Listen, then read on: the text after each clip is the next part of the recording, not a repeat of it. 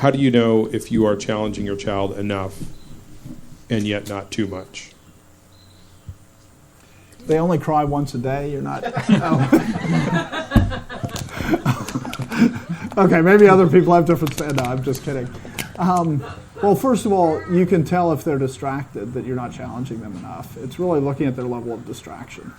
If what they're always doing is, if they get their work done, but they're always, whenever you look at them, they're not focused on their work, you know you're not challenging them enough. It really comes down to paying attention and actually watching your child and knowing your child. And you can also tell when their frustration level is rising, because you're living with them and their frustration level is not just going to rise in relation to the education, it's going to rise in their behavior across the board. And so if you're really pushing them too hard, you can see that. Kind of the short answer is know your child.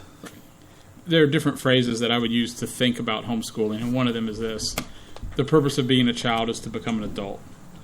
And so there's a part of it when you're thinking about pushing your child, you're asking yourself, where is my child on the spectrum of becoming an adult and being treated like an adult?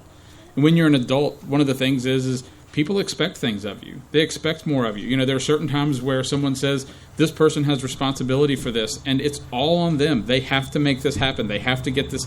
And so there's just part of it where one of the things I didn't like about school that always, I always think about there's a sense of, there's a moment where you wake up and you go, I don't feel like school prepared me for being an adult.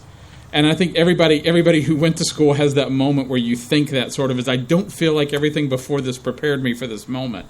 And that's what you're trying to do differently.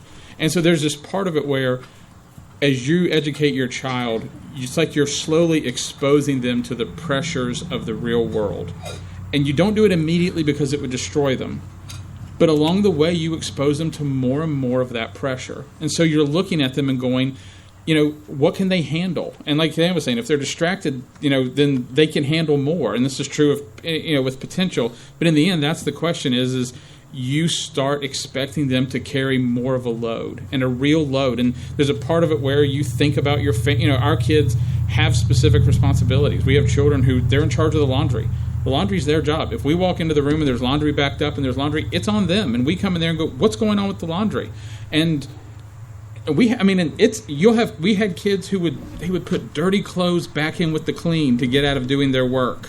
This is what you end up struggling with, is you struggle with people acting like human beings. That's what your children are. And in a sense, when you send them off to school, it hides some of this from you, that you don't have to deal with some of these things. So, in all the parts where we talk about homeschooling is easier than you think, there are going to be just monumental fights because you're dealing with a human being and everything that comes with it.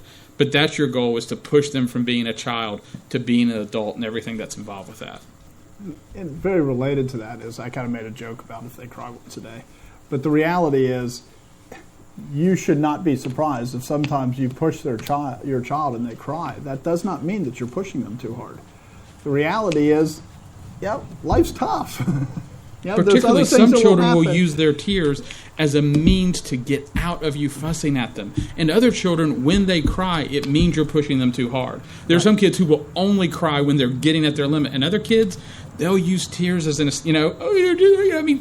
people, and you have to know them. And the tears cannot be that you've got them to the limit. The tears can be that they're scared. The tears can be that they don't want to have to do these things. The tears, and so... Yes. The idea of actually looking at them and saying, you have a lot more capacity than you think, and teaching them that is very important. And sometimes that means they'll cry. Yeah, how to face those fears. I think also, you know your children well. You see what they do day to day. You should be watching whether or not they're capable of doing the things that you're doing, that you're telling them to do. You can take incremental steps, and you can see some children break down and not be able to do that incremental step. That doesn't mean that you throw your hands up and give up. That means that you try to teach them to persevere through that. I've had children tell me, well, Mom, this is hard. And, you come alongside them and you say, yes, I know this is hard for you, but I'm here to help you. Your dad's here to help you. And, we're going to work on it together. And it doesn't mean that if it appears that your child thinks something's hard, some of it could be that they're just being stubborn, because I have some very stubborn children that just don't want to do what you're telling them to do. And they'll try to get out of it by saying it's too hard, or by sitting around and just staring off into space. But that's not that I'm pushing them too hard. It's just that they're stubborn children. But the ones that will come to you and you can tell that they're really struggling with something, you know, as a parent, you can maybe take a step back and say, am I asking too much? Is this really too hard for them? Or is this something that we just need to push through? And since you're there to help them as their parent, if you really just need to push through it, you can sit and spend a little more one-on-one time with them. There's nothing that says that the school day has to stop at a certain time, and there's nothing on your schedule that says that the laundry absolutely has to be folded today. You have the flexibility in your homeschooling schedule to work with those that need help and to push children a little more in the areas that you see them needing a little push, or to come alongside them and lift them up in these areas where you think they need a little help.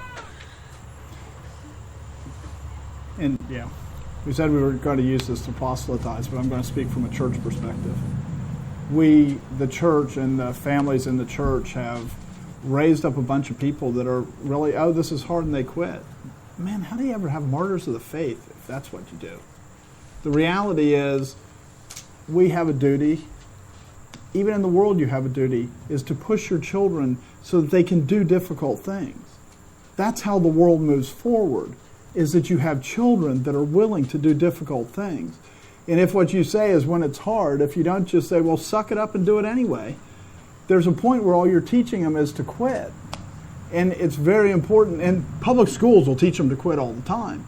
Because the reality is it's hard as a teacher to go, no, you have to work through this. I'm not going to put up, you have to do it. This is why you have people graduate that are illiterate, is because it's too hard for the teacher to say, no, I'm going to force you to do it. But we need to actually be willing to push our children, because adults are supposed to be able to accomplish things, and you can't accomplish things unless you're willing to suffer through some pain. My husband is very fond of saying to the children, what do you think would happen if Daddy went to work and did X? You know, I don't want to do my math assignment. Well, what do you think would happen if Daddy went to work and his boss asked him to do something and he said, nope, it's too hard. I don't really want to, I don't feel like doing that today. Or he just took it back to his office and then just kind of sat there and, you know, what do you think would happen?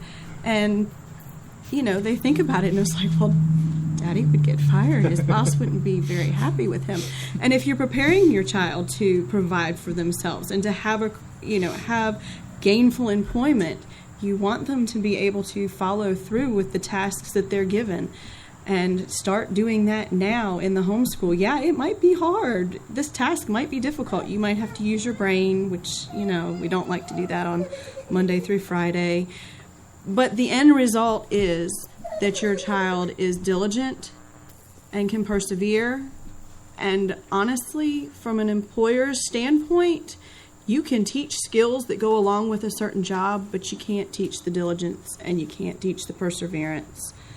Those are things that are more valuable to an employer than a certain skill set. You can teach the skill set once you have somebody that's willing to work and willing to persevere. In America, we've kept moving later the point where people have that expectation. Used to be that was middle school, then it became high school, then it became college, and now they're moving it out to a master's degree where you're actually supposed to persevere and do it. If you teach your child to do it when they're in grade school, they're going to be so much better off than the rest of the people in the world, because nobody's cared enough to do it, and you have the right and the responsibility and the ability to care enough to teach them that, no, you have to persevere through it.